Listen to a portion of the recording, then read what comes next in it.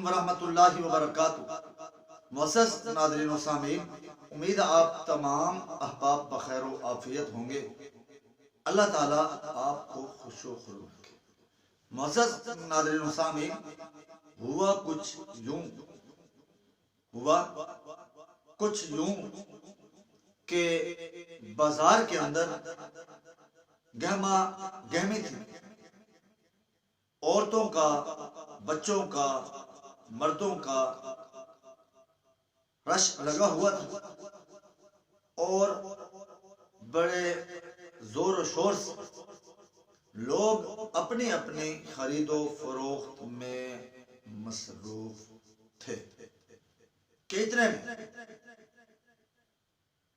3 بچے بازار میں داخل ہوئے اور انہوں نے بھیک مانگنا شروع کی۔ کئی دکاندار ان کو بھیک دے رہے تھے اور کوئی ان کو دھکے دے کر باہر نکلنے پر مجبور کر رہے تھے اور نہ کمانے کا طعنہ اور ایسی باتیں کس رہے تھے کہ الامان والحفیظ۔ بالآخر جب وہ 3 بچے ان بازار کی دکان والوں سے بیزار ہوئے تو وہ ایک جگہ جمع ہوئے اور اپنی قسمت پر رونا شروع کر دیا کہ اسی اثناء میں اسی بازار کے اندر 3 حسین و جمیل خوبصورت عورتیں داخل ہوئی۔ انہوں نے اپنے چہرے کو بہت ہی زیادہ خوبصورت بنا رکھا تھا، اچھا لباس زیب تن کیے ہوئے وہ تینوں عورتیں ان بچوں کے پاس آ کر کھڑی ہو گئی اور بچوں سے ہم کلام ہوئی، گفتگو کا تبادلہ ہوا۔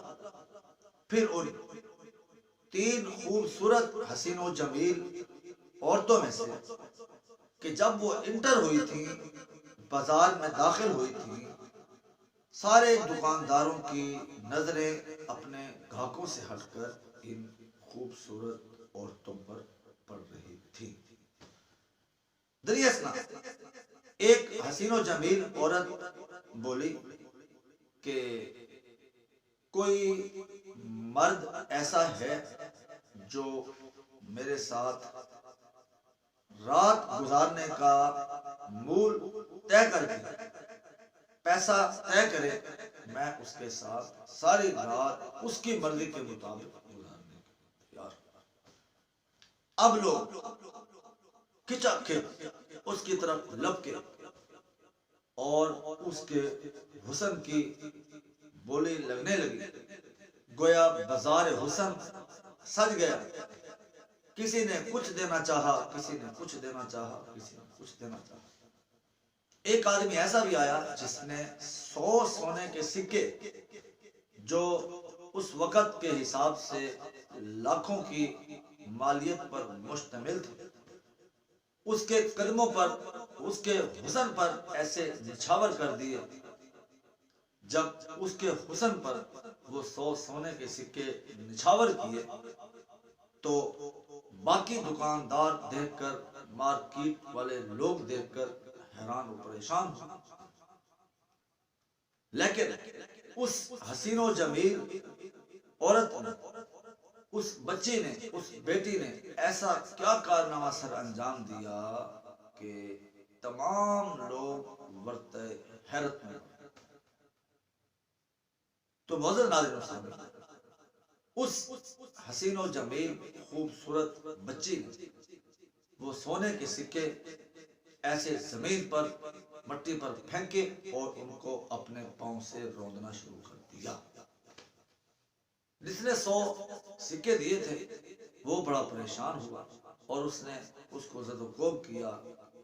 اس نے کہا حسین و جمیل بچے نے کہ تم ہمارے مجبور اور لاچار یتیم بچوں کی پرورش کے لیے، ان کے کھانے پینے کے لیے، ان کی ضروریات پوری کرنے کے لیے ان کو ایک سکہ تک دینے کے لیے تیار نہیں تھے، اور ہماری عزتوں کو نوچنے کے لیے تم نے 100 سکے ہم پر قربان کر دیے۔ ہم تمہارے ان 100 سکوں کو جوتے کی نوک پر بھی کسی صورت میں وہ نہیں رکھتے۔